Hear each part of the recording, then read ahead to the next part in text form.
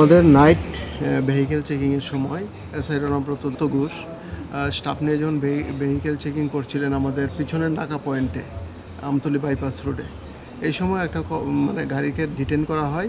TR-07A 1834 একটা Bolero pick up গাড়ি আটক করা হয় এবং আটক করে তল্লাশি করার সময় দেখা যায় তার মধ্যে পুরো গাড়িতেই গাঁজা ভর্তি ছিল এবং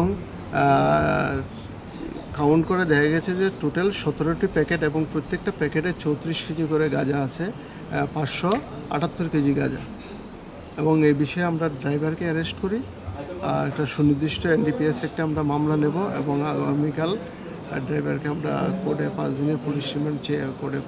মালগুলি কোন জায়গাতে মানে যাওয়ার উদ্দেশ্যে রওনা দিয়েছিল, এরকম কোনো কিছু পাওয়া গেছে? আপাতত ড্রাইভারকে জিজ্ঞাসাবাদে আমরা এতটুকু জানতে পেরেছি যে মধুপুরের দিকে যাওয়ার জন্য এগুলি নিয়ে এসেছিল। সেই গাড়ির চালকের বাড়ি কোনখানে বা গাড়ির চালকের বাড়ি মধুপুর। আর মালগুলি কোন জায়গা থেকে এনেছে? অ্যাকচুয়ালি এখন পর্যন্ত এটা সে কিছু বলেনি। পরবর্তী সময় জিজ্ঞাসাবাদে আমরা আপনাদেরকে পরবর্তী সময় জানিয়ে দেব। সে কি নিজেই মালিক নাকি ড্রাইভার? সে এখন পর্যন্ত আমরা দেখেছি যে সে গাড়ির ড্রাইভারই। আচ্ছা, তার সঙ্গে আর কেউ ছিল না? না, একাই ছিল। আর যে জায়গাতে আপনারা গাড়িটা ধরেছেন থানার থেকে কতটুকু দূরত্ব?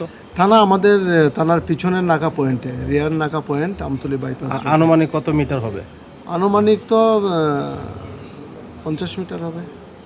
এই গাঁজাগুলোর বাজার মূল্য কত হবে? বাজার মূল্য আনুমানিক 57 লক্ষ টাকা।